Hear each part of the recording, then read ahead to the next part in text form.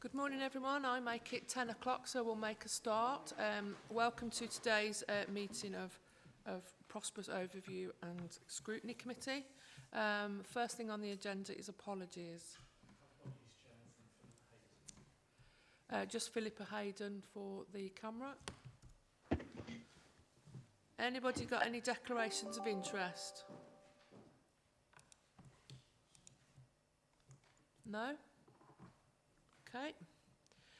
Minutes meeting held on the 14th of April 2022. Are you happy to sign as a true record? All those in favour that were at the committee? Thank you.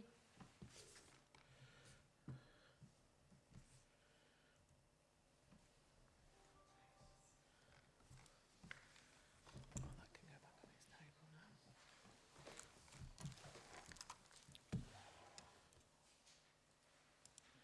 So we'll move straight into our first agenda item today, which is the Rural Economic Strategy. And I believe that Philip White is coming in online. Good morning, Philip. You're on mute, Philip. Oh, well, yeah. Oh, early in the meeting to do that. Good morning, Chair. How are you? All good, thank you. All the better for seeing you, of course. Oh, that's very kind. Well, I hear congratulations are in order in terms of your other council role. Here you were elevated yesterday. Thank you.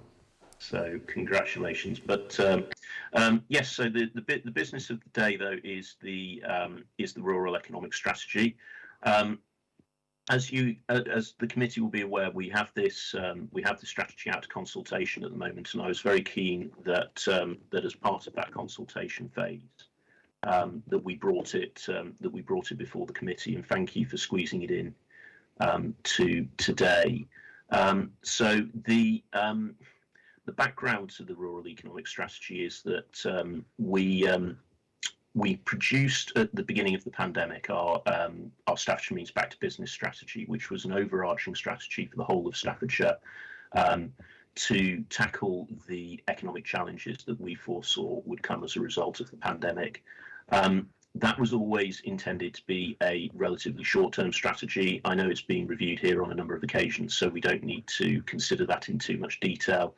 Other than to say, I think it is fair to say that the strategy has been broadly successful. What I was keen to do as we head out of the pandemic is to not rest on our laurels, but to look more towards the long term and to develop an economic strategy for the entire county, including our urban centres, but also separately, but intimately linked to that overarching strategy to address the rurality of Staffordshire. So we are an approximately 80% rural county, and actually around half of our economic activity takes place in those areas. There are particular challenges that pertain to the rural areas and particular opportunities there, and this strategy is intended to capture those and to consider the areas where the county council, either on its own or with partners, can make a positive impact in those particular areas. So the strategy is before you, and I can go into more detail about the key strands of the strategy, but I'm expecting that all committee members will have read it, and I don't want to take up your valuable time rehearsing things that you already know. So I'll probably pause there, ask if you do want me to go into any more detail, or if you want to go straight into the questioning. Thank you for that, Philip. Has anybody got any questions on Philip's report? No? The only thing I was going to ask, Philip, is obviously you've mentioned that 80% of our county is rural, and digitally 4% of our county have not got the fast broadband or any broadband at all. So my concerns are it's probably more Simon Tagg, but how are we going to get to those 4% of people that are living in the most rural areas that we currently can't get to? Yeah, I think that's a very fair question. So the key strands of the report, the key strands of the strategy, are strands that may maybe, I'm just thinking of the best way of describing this, they may generate activities that stand on their own 2 feet. So an example of that is one of the areas within the strategy is supporting our traditional land-based industries, so agriculture and forestry in particular.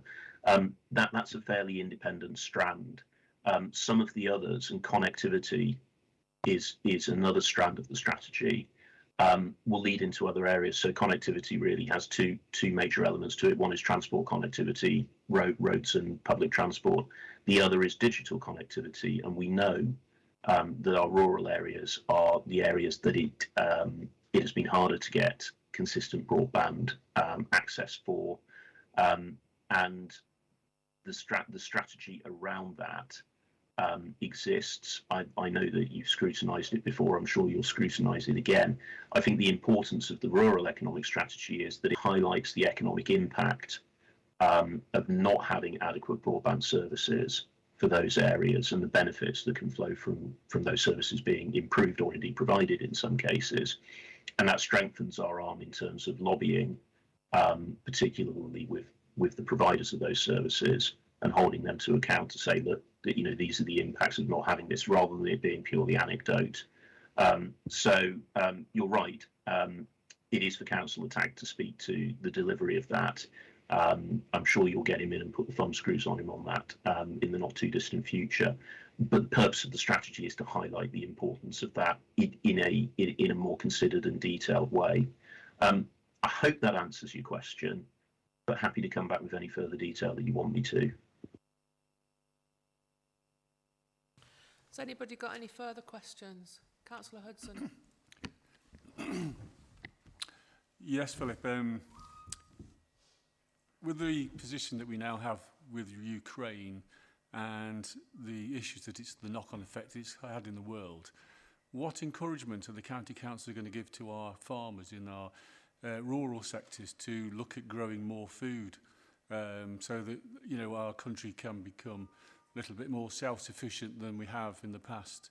I think what's happened in the last few months is now sort of been a bit of a wake-up call for our country, and we have the ideal opportunity in Staffordshire to try and help and encourage our farmers now to grow more food.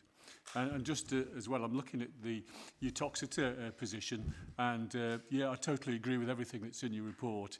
The challenges is that we do have is that a lot of the sites that need developing are in third-party ownership. So I will do what I can do to support the Borough Council in its compulsory purchase order of the malting, so we can now start getting into, making Utoxeter a bit more sustainable and regenerate our town centre. Thank you. Okay, just get to the unmute button as quickly as I can. Thanks for that, Councillor Hudson. So just dealing with those in reverse order. So the priority within the strategy on rural hub towns is a really important one, and it's right that Utoxeter is one of those rural hub towns. It provides services to a very large part of the rural county, along with Leek, Cheadlestone and Rugeley, which are the other hub towns in Staffordshire that are identified. And just a footnote on that, some of the other rural areas of the county, their rural hub towns sit outside of Staffordshire, which is why there are particularly some of the areas in the south that there isn't one identified in the report. So that is important, and that does in itself support agriculture by making sure that there are vibrant towns that provide the services that our agricultural businesses and other businesses require. The broader point in terms of supporting, and I think the report describes it as a sustainable intensification of agriculture, is really important. The key in the strategy, firstly, is to say we do support that. So Staffordshire is an area where farmers who want to intensify their agricultural production will find the county council supportive in terms of all of our activities. Key in terms of the county council's own activities is our county farms estate, and supporting that activity within those county farms. So that's particularly helping new farmers to enter the sector, but also providing step-up farms so that those farms can move on to larger to larger estates, and then within those investing through the council's farms investment programme, which is specific to the county farms, investing in schemes that will allow that sustainable intensification, so leading the way, leading by example. As with a lot of things in the strategy, it is our part in something that's broader. The key in terms of supporting sustainable intensification in agriculture overall lies with DEFRA, and we all eagerly anticipate announcements from them in terms of their support for farming in the post-EU era, and very much support what you say about becoming more independent in terms of our food supply. I think you watch the news about the grain ships stuck in Odessa and the impact that has on the global food economy, and it's a pretty good argument for doing exactly what you've described. Thank you. Councillor Hussain. Thank you, Chair. Thank you, Philip. Farming, after obviously with the Ukraine war and the way the climate change directions is traveling, our ability to feed ourselves is under question. So I welcome any strategy which supports the agriculture in our country. Can I specifically ask the cabinet member, so when we mention, I would be asked by my constituents as well, when we mention, say, 80% rural county, is it, the component is the land area, or if we compare with those population proportions, how many proportions people are living in the rural, and what's the proportions are living in urban areas as well? But also, and having said that, if I recall in our last council meeting, one respectable member of the county was mentioning the housing need is so acute in rural area, and I believe that it is across the whole county is the same as well. So in your strategy, can we expect some directions or some kind of cooperation from our other partners as well to highlight the housing issue? I'm afraid we are coming, possibly it's a crisis is coming soon, because especially children who born after 2000, so which we call millennial babies or millennials, they have no way or means to qualify to buy some house of 350,000 in the long run. So housing could be a good issues to consider as our county. I know this is not our direct responsibility as a county, but we can encourage other partners like housing authorities or council, even the central government as well. So I will very much welcome any comment on this issue. Thank you. Okay, thank you, Councillor Hussain. That's a summer haircut you've got there as well. That is sharp. So you make a good point, and it was made by I think it was Councillor Winnington during last week's council meeting about rural housing. As you've indicated, that is the responsibility of the local planning authorities, so the 8 districts and boroughs. But it is a reasonable question to ask whether this strategy should include some commentary regarding rural housing, although we wouldn't be the delivery vehicle for actually making the planning decisions that would see that rural housing coming. It is somewhat implied in the rural hub towns priority, because we know that vibrancy in towns includes the right housing mix and volume. And so it's a fair point, and it may be something that the committee wants to ask us to consider in the final version of the strategy. In terms of population, I don't have the figure for the number of Staffordshire residents who are based in those rural areas. You're right; it's the 80% landmass that I'm describing, and the economic output for those rural areas is about 9 billion of our economic output. And I think it's about 58% of our economic output. In terms of people employed, it's about 288,000 people from memory. So it's a big old part of our economy, and that's not all in land-based industries, as you would expect. A lot of that is people who are employed in businesses of all different types that happen to be based in areas that are classed as rural. But it shows the scale of what we're talking about. But the housing point is a really good one. Hopefully I've covered your question in full, but do please come back if there's anything I've missed. Thank you, Philip. You ticked all the boxes as well. I was losing my hair. This is not just the summer. It's a kind of remedies. I'm due a summer haircut like that myself in the next few years, I think. Councillor Smith.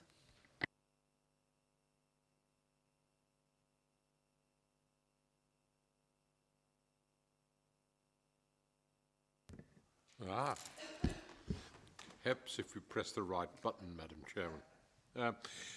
I'd be interested in 2 or 3 items. One is that we're in a very fast-changing economy as far as the world is concerned, but particularly as far as agriculture is concerned. There is the use of farmland for solar panels, and I'm told that a well-organised solar farm can actually support sheep. So it isn't a loss of agricultural land. I would like to feel as well that within the strategy we are recognising that there is a massive increase in the amount of working from home.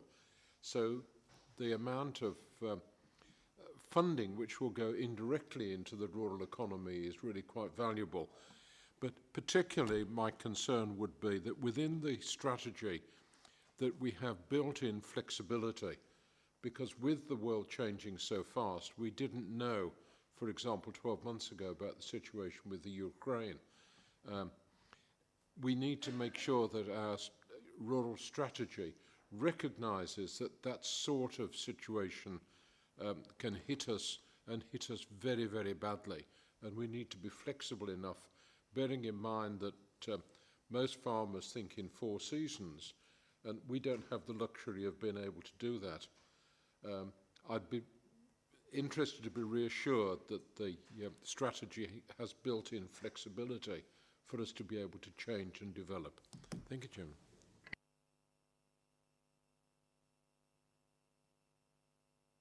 Chairman.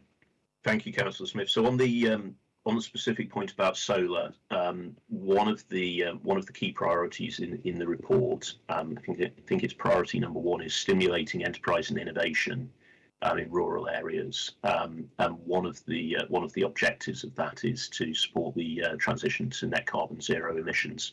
So activities like solar farms, where the local planning authority agrees that it's appropriate for any proposed location, certainly something that we would be happy to see in Staffordshire, and so hopefully that answers that question.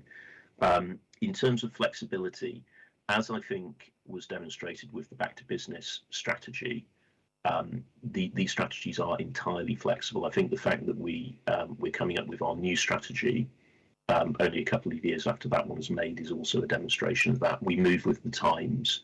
It is really important that we do plan.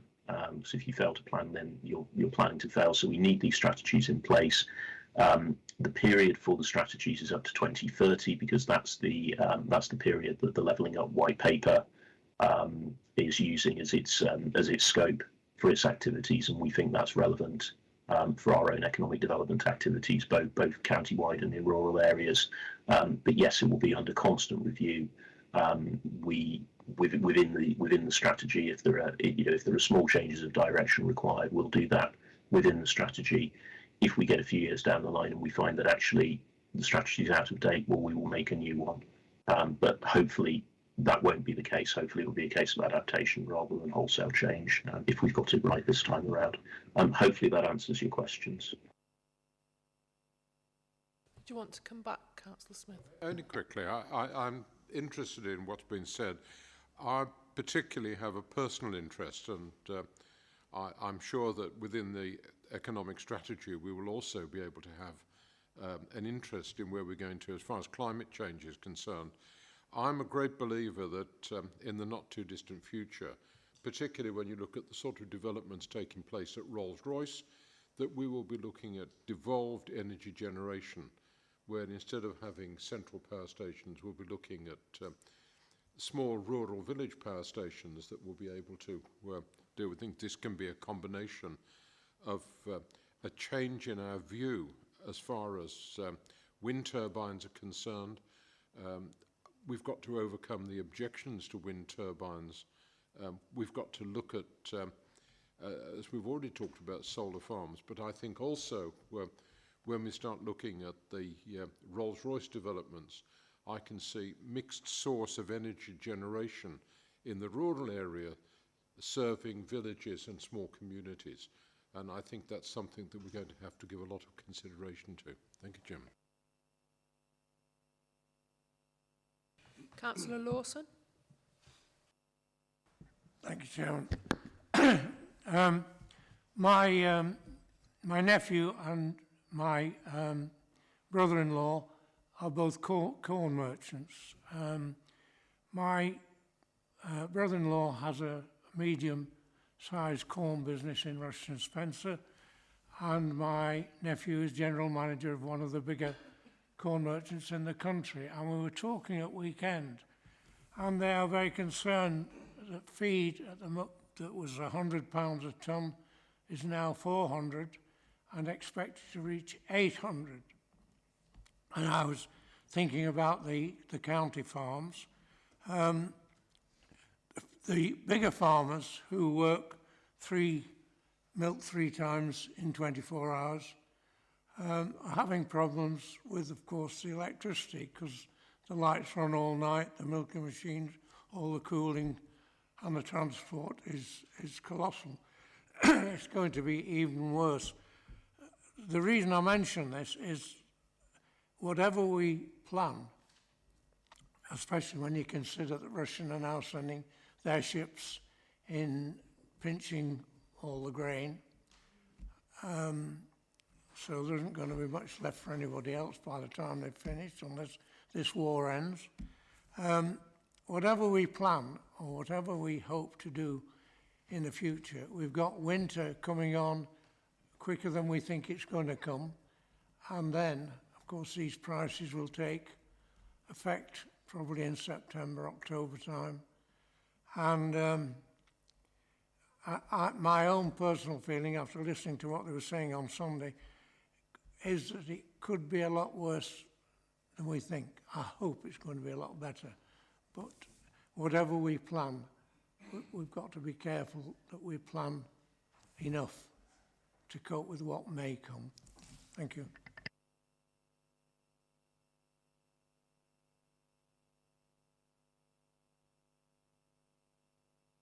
Shall I come back on that, Chair? Yes, please. I was waiting for you to press your button then. Yeah, no, that's how I was being overly polite, waiting for you to ask me to. So really nice to see you. Really nice to see you, Councillor Lawson. Your points are well made. I mean, our strategy is to address the points that we can address on a county-wide level. The issues that you raise are ones that are absolutely spot on, but are principally for national government to address. I note the Chancellor is making a statement in the House of Commons today regarding support for individuals, and I hope businesses as well, relating to the inflation pressures we're seeing at the moment. We look forward to seeing that. And we'll play our part on a local level, which hopefully this strategy will contribute to in terms of addressing the issues that we can, wherever we can. Councillor Ward? Thank you, Chair. Yeah, just a very quick question on it. It might be a minor detail. I'm sure there's a perfectly reasonable explanation, but I was just wondering why in the Moorlands, Leek and Cheadle are both classed as rural hub towns, but Biddulph appears to be overlooked. but it's got a very similar profile to Leek. Is there any reason for that? Thank you. Okay, so I might have to ask Anthony Hodge to speak to that, or I might need to write to the committee about it. I think the answer to that is going to be that Biddle's proximity to Stoke-on-Trent means that a large proportion of people draw their services from the city, whereas Cheadle and Leek have their own microeconomies. But Anthony, I'm straying into dangerous technical territory here, so help me out. Yeah, Councillor White, I think you're absolutely correct, but I just use the slight grey word think. I think to give the committee an absolute pinned on answer, we'd probably have to come back with a written response if that's okay. Yeah, that'd be great. Thank you. I appreciate that. Thank you. Councillor Williams? Bernard? The other one's not here. Thank you. Philip, in the south of the county, the big question mark over everything at the moment is the local plan, where you have boundary changes and thousands of houses needed to be built, which of course means going into the green belt and creating the problems for the local communities that live there. As I see it, the county council and the district council should be working on very close terms, because if we're going to build so many houses from this time on, every house should, where they can, be helping with the creation, like some people are doing now, of putting electricity into the grid. Now, as it stands, people are doing that for their own benefit. But all new houses, and we should be helping in on this, should now have some form of trying to get electricity through, if you want to, these roof areas that they will have to do that. Can the county council be part of that? Can they start insisting on that? Because I think we need to do that immediately. Thank you, Councillor Williams. I'll dive straight in with my reply. So, I mean, I agree with you. I think having photovoltaic roof tiles is one of the ways forwards. It's principally a matter for the local planning authorities to pursue that route if they want to seek to encourage that or require that. But certainly, it's something that we would be pleased to see as well.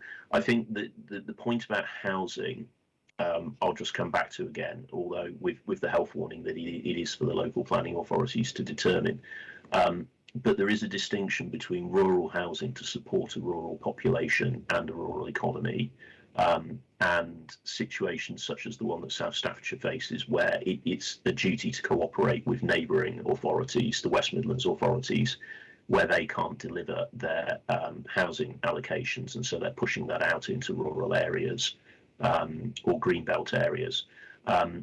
It's purely a personal point rather than the county council's policy, but I don't like that. I wish that those rules would be reviewed by government and changed, because I don't think it's fair that metropolitan areas get to export their problems to rural areas. But it is principally a matter for the local planning authority. But I feel your pain in South Staffordshire in terms of in terms of what's going on there with the local plan. Thank you, Philip. Are there any further questions or comments? No? Okay, so we've got 3 recommendations for this report: that we consider and comment upon the draft Staffordshire County Council Rural Economic Strategy, and we've done that. We consider and recommend interventions, again we've done that. And C is to invite the Deputy Leader and Cabinet Member for Economy and Skills to report on the progress of the strategy for this committee. So we're going to be inviting you back, Philip. You don't get away that easily. So we'll look forward to the future. Are all those in favour of those recommendations? Okay, that's carried, and we'll move on. Thank you, Philip, for your attendance. Thank you, Chair. I think you'll be calling me back. Yeah, I think you'll be calling me back a bit later, won't you? Yes, I for will. another- Yes, we've seen you twice today. I look forward to seeing you in a while. Just quickly, I forgot to mention at the start of the meeting, and I do apologise. Councillor Flunder has left this committee, he's moved to somewhere else. So I just wanted to thank Councillor Flunder for his work on this committee in the last municipal year, and welcome Councillor Kruzvonjic.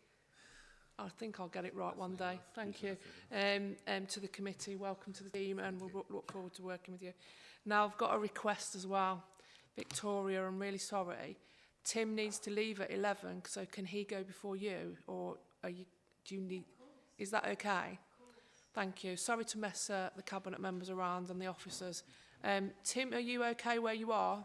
Yeah, carry on education. Thank you.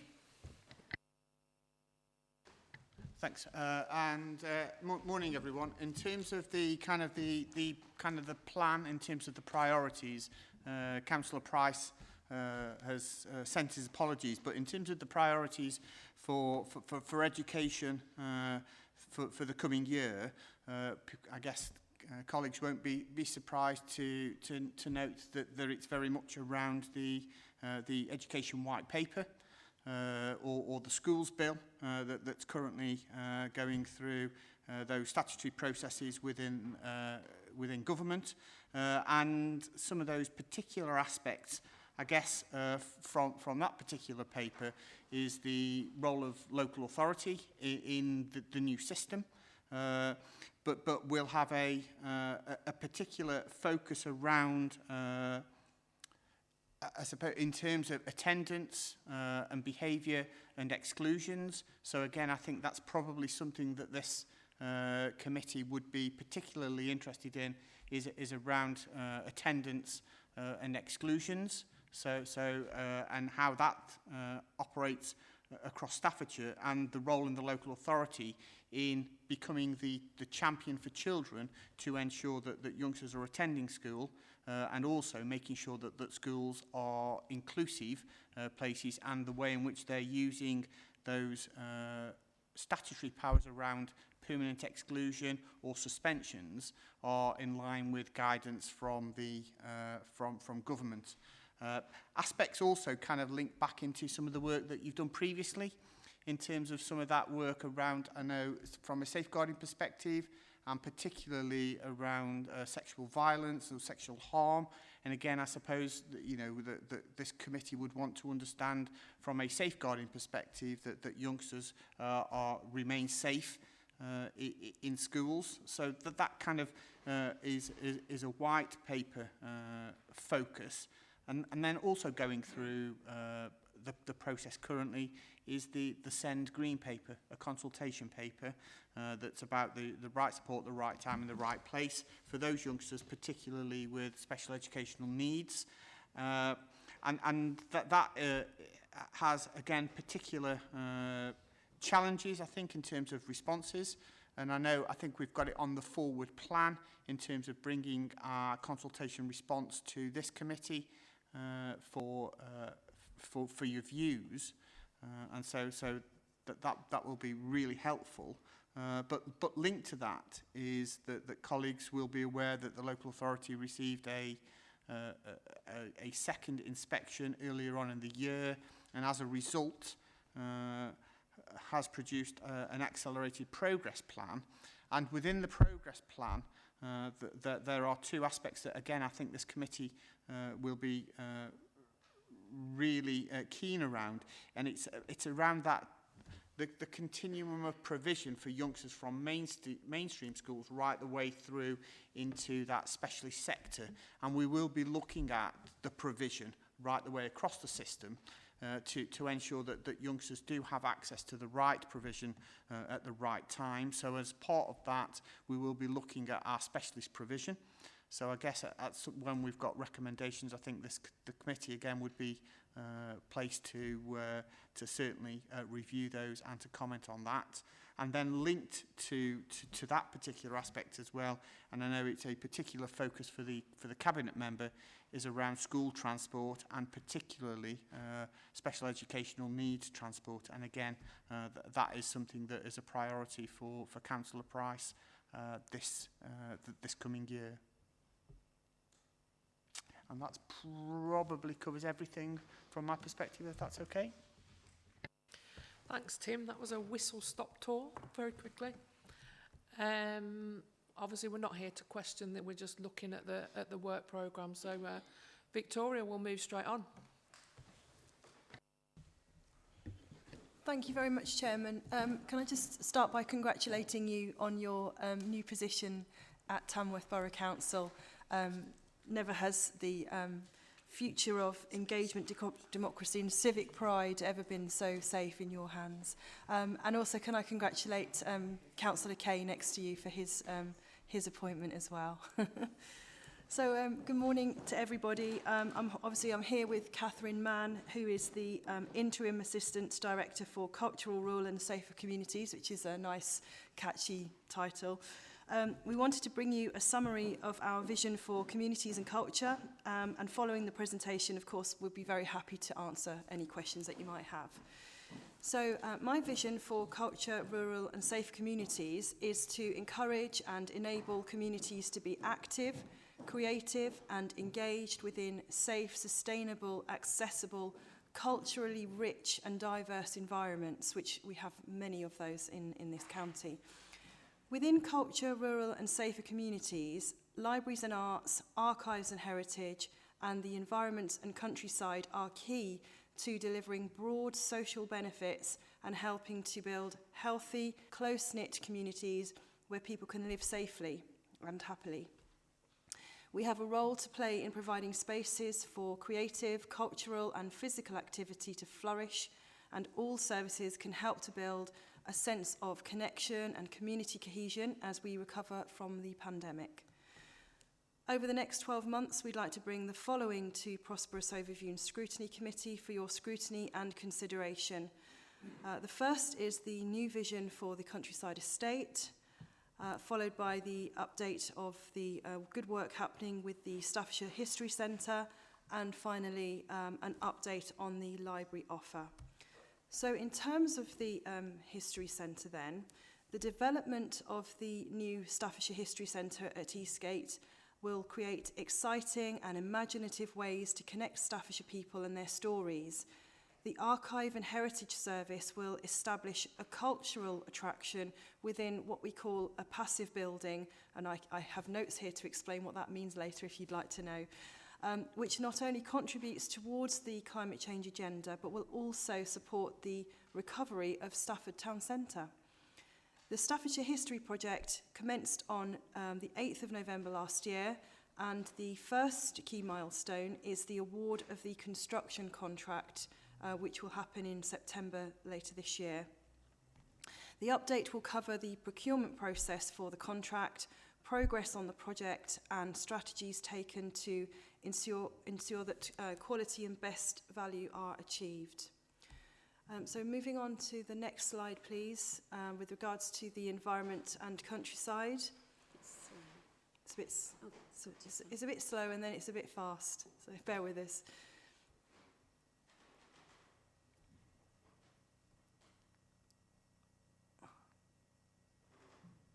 There we are.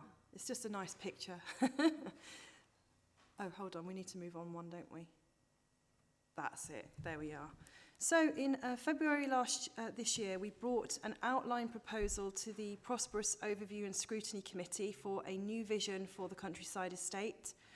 The new vision was for Staffordshire County Council to retain ownership and management of our country parks, our local sites and greenways, and to maximise their benefits for communities through nature recovery, climate mitigation, health and well-being, and our green visitor offer. The committee endorsed this approach, I'm happy to say, and asked us to bring back a more detailed proposal with implementation milestones and KPIs. This is being developed and we'll bring this back to this committee later on in the year. This will include our approach to cost recovery through car parking charges, We'll skip over that quite quickly. Our revised volunteering strategy and the development potential of some of the visitor infrastructures, such as visitor centres and cafes. And the final slide is pertaining to the libraries and arts. And as you're aware, post-pandemic, libraries remain safe, welcoming civic spaces and community assets. They're accessible to all and have the potential to expand their role as anchors within town centres to support high street regeneration and levelling up. So they're much, much more than they ever used to be, much more than just a dusty old library. They're much more of a community hub now. So as a front door to county council services, libraries offer free access to technology and support lost education by contributing to the delivery of literacy, life skills and digital inclusion, ensuring the best start in life for Staffordshire's children and young people. The library team is currently working with the strategic property to reconfigure space within Tamworth, as the chairman will be pleased to know, and Burton Library buildings to refresh the physical library offer and integrate other Staffordshire County Council staff teams as part of the MTFS property review. In addition, Cannock Chase District Council has approached SCC to see if we'd be interested in relocating Cannock Library into a new cultural hub that will be created as part of their levelling up agreement and development. However, before detailed proposals are developed, we will engage, of course, with library stakeholders to establish if there's an appetite actually for relocating the library, and we will explore what people want from their library of the future. With several proposals under consideration across the library network, we'd like you to scrutinise the continued development of a really vibrant library offer to ensure that our library service continues to meet community need and supports levelling up, of course. And that was the last slide, Chairman, so I'm happy to defer any questions to my expert sitting next to me. Thank you. Thanks, Victoria. We're not going to be questioning you today. We're just trying to get a feel of where we need to be on our forward plan going and our work programme. So thank you, Victoria. Now I think it's we're back to Philip White next. Oh, okay. And then Darryl, I think Darryl's going to be busy for the rest of the morning doing everyone else's. So we'll just get Philip back up on screen.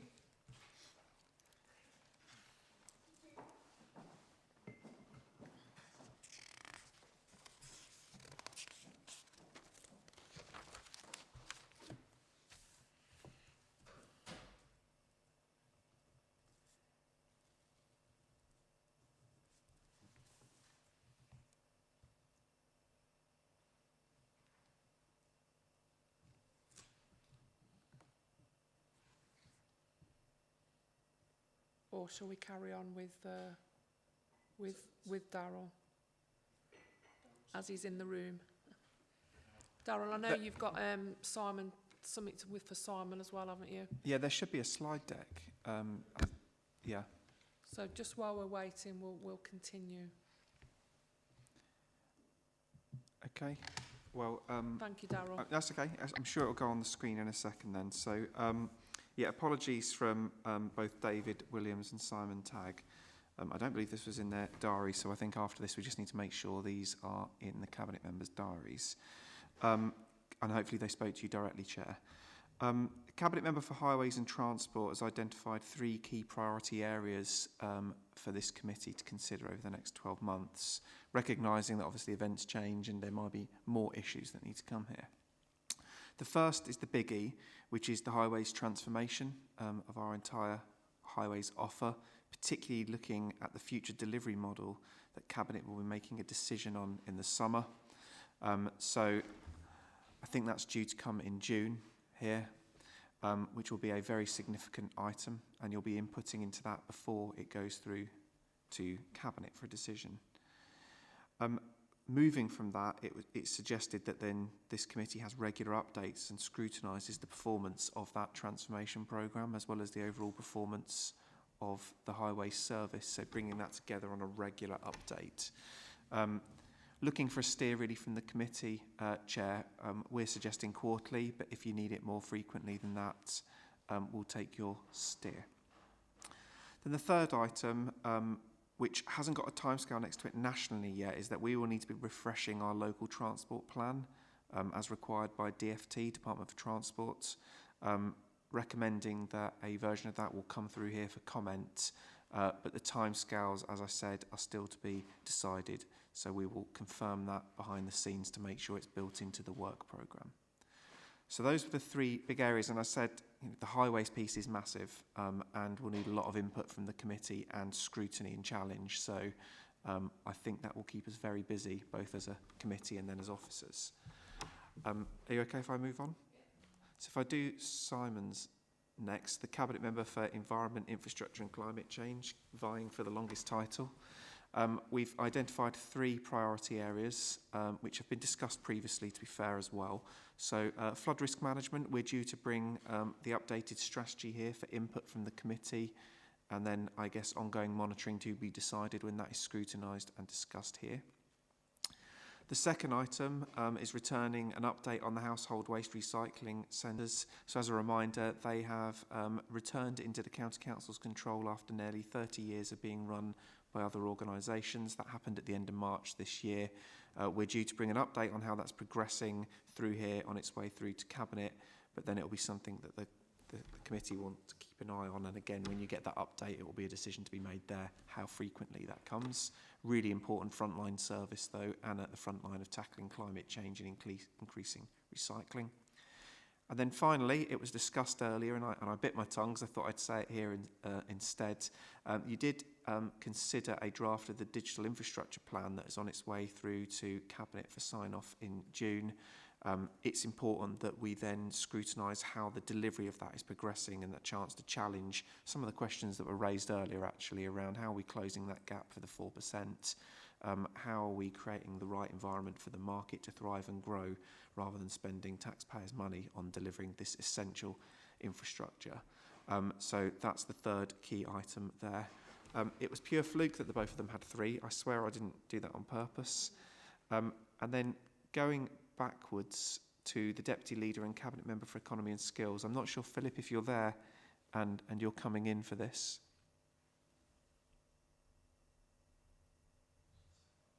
No, I'll pick this up then, if that's okay, Chair. So we just heard about and fed into the draft rural strategy today. We also did the same as a committee a couple of months ago, I think it was now, on the wider economic strategy. And obviously this committee needs to scrutinise how they are performing. Now you've done that overview piece of shaping them, it's scrutinising how they're performing. I think it's best they're brought together under a single item. It'll be a long item, so again, from a management perspective, it'll be quite a significant session. Suggested 6 monthly there, but if the committee would rather do quarterly, that's absolutely fine. It was just a suggestion to start with, because it's quite a significant item both for you to consider and to prepare for. Alongside that, priority number 2 is around our approach to working with our districts and boroughs to supporting the growth of our town centres. It's within the economic strategies, but it deserves its own standalone item to really dig into and understand. And then thirdly, around the work we're doing to support our tourism and visitor economy. Obviously, there's a number of sectors we could have picked out, but from a timing perspective, we're doing a lot of work post-COVID to support those sectors that were hit so hard. And really important that this committee has a chance to understand, challenge and shape the work that we're doing going forward. So those are the three areas. And again, the first one is so broad, inevitably, I think topics will fall out of that when it's considered. Thank you, Chair. Thank you very much. Darryl, you're free to go if you want to, or stay. So we'll move on, and I don't think anyone else is coming in, are they? No, that's it, yeah. So we have some standing items that are on the work programme, as well as what we've just gone through with the cabinet members. We've got the HS2, which is a standing item, and what was the other one, Jonathan? It's the Economic Recovery, Renewal and Transformation 6-month update. that was requested at the Triangulation meeting in July 2020. And there's also, you've had in the past an update on Cabinet's implementation of the recommendations from the All-Party Member Working Group, or the former All-Party Member Working Group. That update's next due in September, and it is included on the draft work programme. Darryl, did you want to come in on the economic one? Yeah, just to be clear, I Hello, think... did you back? Oh, Philip's here. No. Philip, did you want to come in?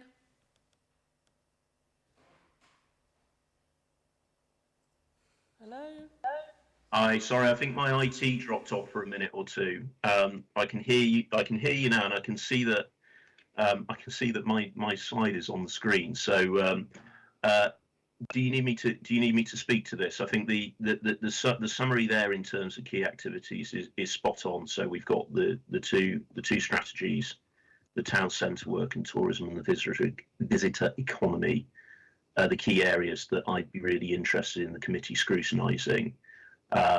So that captures the key work areas that I'm really keen that you do take a look at. I'm happy to answer any questions on that or have any discussion. Thanks, Philip. Darryl already went through them while we were waiting for you. So we've now done it twice. Well, at least we said the same thing, which is good. I'd be a bit worried if we hadn't. Is there any further? Yeah, is there any further discussion required on that? Are you happy that those are the right areas to cover? No, we're happy at the moment. I think Darryl just wants to come in though. Yeah, I think I'm in trouble now. Just quickly on the points that Jonathan raised, the first one around the economic recovery work. If you recall, when we brought the economic strategy here a couple of months ago, that replaced our recovery and transformation strategy, which was all about responding to COVID and making sure we're supporting our economy through it. We're in a different place now, albeit we didn't necessarily predict global warfare. So I think in terms of the carry forward, that gets subsumed into item 1 there, which is the economic strategy and rural strategy updates. It's as part of that we pick it all up together rather than creating a separate item, Chair. Thank you, Darryl. We've also got on here that was raised by Councillor Flunder, children's transformation, which is a potential topic. And Michael, we thought that that might come under your expertise to maybe sit on the Safeguarding Scrutiny Committee, just to see what they were doing with that one. If you wish, Chair. Yes, I thought that, well, Jonathan actually thought you were best placed, so we thought we'd give you that one when they will get the dates and everything to you. Jonathan? Yeah, I was just going to say, Chairman, it's actually on Safeguarding's work programme and is going to be considered at the meeting on the 1st of September. We've raised it with the Chairman, and the Chairman's happy for representation from this committee to go to that meeting and observe and ask questions. So if you're happy with that, Reverend Metcalfe, I'll let them know. Thank you, Jonathan. Thank you, Michael. And then really all there is to say... Oh, sorry, Darryl. Sorry, Chair, I know that's not my portfolio, but I just wonder for the officers, I think we need to be really clear and support the committee on the type of questions we want to input into that, so that Prosperous is really particularly interested in education attainment and what that means ongoing for children and young people. So I'd imagine we'd want to ask some tough questions around how does the transformation support children to thrive in school and move on to good jobs and employment, and what does that mean? Because that's what this committee is all about. So I think the officers will need to work with the likes of Tim Moss to make sure that your representative has good questions that feed in for this committee, would be my suggestion, Chair. Yeah, thank you. You got that, Jonathan, yeah. Councillor Hussain, did you want to speak? Thank you, Chair. Apologies, if you can assist me, that are we allowed to ask Darryl any questions or make any comment after his report? If you want to ask Darryl a question with your permission, and before I do so, I would like to echo my congratulations for your new role as well, better late than never. So also, but Darryl, very quickly, if I ask you to seek your attention on page 4 on paragraph 55, as subsection 4, members' operational goals. Could you please clarify what do you mean by these terms? Is there any significant change we can expect with your new strategy? Sorry, which report are you referring to?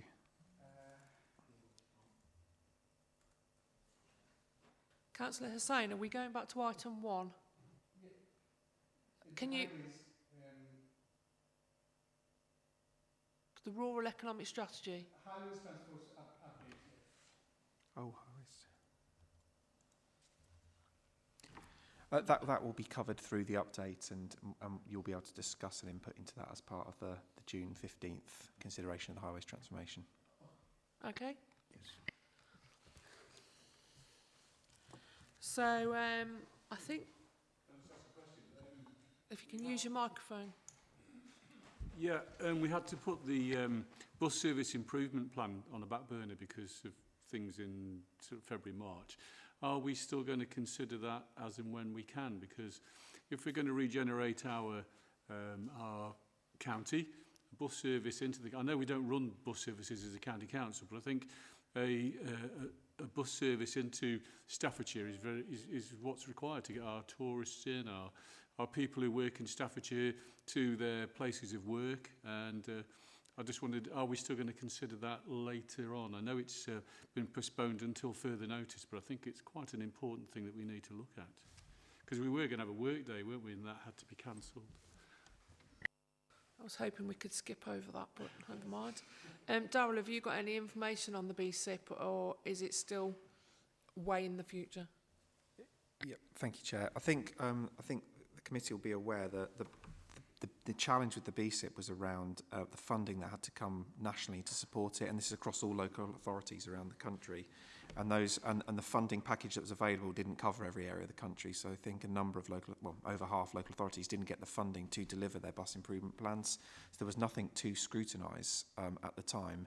But what we can do is look at, as officers, look at what the timescales are for how those things will develop, and what the time will be to bring something here, because we'll need to take something to Cabinet at some point in the next 12 months anyway, so it would come through here first, if that makes it. I just can't commit to what that timing is. Yeah, as we all know, none of the Shire counties got anything from national government, so we'll fight our corner, I'm sure, with the officer team. So I think we've covered what we need to cover for today. Sorry, Councillor Smith. I was only going to mention that I think both you and I sit on the Climate Change Working Group. I think it would be a good thing for us to report back in some way. And I'm not sure whether it's on our work programme or not, but it doesn't sit with this committee, although I think this committee is critical to the way we go forward on climate change. Yeah, I think that comes under Simon Tagg's portfolio, so I'm sure we can get him here at some stage and give the update from our working group. So we've got a whole raft of notes. Myself, the two vice chairs, and Jonathan will look at the work programme and populate it as best we can. And we'll come back to you. Jonathan, did you want to come in? Just to say, Chairman, I've as usual, highlighted the matters that need approval in green. And for your next meeting, which is the additional meeting on the 15th of June, there's the two items. So if the committee's happy, we can make arrangements for those to come here. Just my laptop has just decided to freeze. Yeah, so what can you just, yeah, oh, it's the wrong way around. So we've got the, no, it's the wrong. What are the two items, sorry? Right, it's the highways transformation update. Yeah, which is massive, yeah. And that's, if it's going to be ready, James Bailey's going to advise us on that. And also, we've been asked to consider the Send Green paper. Okay. So if there's anything else committee wants to... I think we with the highways transformation on that agenda, I think we need to leave it where it is. Yeah. And my ask from the committee is that when that report or any reports on highway transformation plan come out, that you do make sure that you've read them, because it's the biggest report, it's the biggest transformation we're going to be doing in a long time, and it's very important that we get it right. So we need member input. So we need you to understand that you've read it and we can take it forward. Jonathan's already said that the date of the next meeting is June the 15th at 2 o'clock. Yeah. If we can go back to 10 o'clock meetings, it would be fab. 2 o'clock meetings are horrible. I hate them. And also anyone that's got to pick up, it has got to do a school run. You can't you have to sort your kids out. So that's all for today. Sorry, Councillor Williams, did you want to speak? Yes, Chair. I mean, I did talk about having things on people's roofs for the creation of electricity. You've got to realise, in the future, that's when all these houses are going to be built. In the future, we're going to have electric cars. When you think about what's going to happen in the future, we should be looking now at these problems that are going to arrive and say, how can we get over them? And that is one way that I've suggested that we could possibly help to get over some of the problems. So I wonder whether, for the future dates, we could start talking about the future, the real future of what's going to happen, because it's not happening now, but it's going to happen, and we know it's going to happen, and I think we should be prepared for it. And I think this council could be the leader of all councils, if you want to be, to bring something like that into play. The government's not doing it, but, you know, if we could get all houses, the future ones to be built, to be ready to have these things put on their roofs, in the sale price and everything else, it's going to be a great help for the future, because we need to generate electricity and we need it quick. Thank you, Chair. Thank you, Councillor Williams. I think the other Councillor Williams is very much on that with his team, and Darryl knows that I bang the drum for electrical highway infrastructure all the time. Solar panels on roofs is obviously building, and that would come under planning, and local councillors, not this council. So you need to bang the drum with your boroughs and districts to I certainly do enforce their planning applications. But of course, you know, when you get these fields being taken over by these things to generate electricity, when we need food to be grown, it's just not on, because already the green belt is taking that many hits for houses to be built now that an awful lot of land that could grow food will be lost forever. Thank you, Councillor Williams. So we've got the date of the next meeting, June the 15th, 2 o'clock, and I thank you all for your attendance, unless I've missed anything, John. Well, no. So thank you for your attendance today. Thank you, Darryl, for taking up the slack with everybody, what it seems. And I wish you all a safe journey home. Thank you very much. Thanks, Chair. Bye, everyone.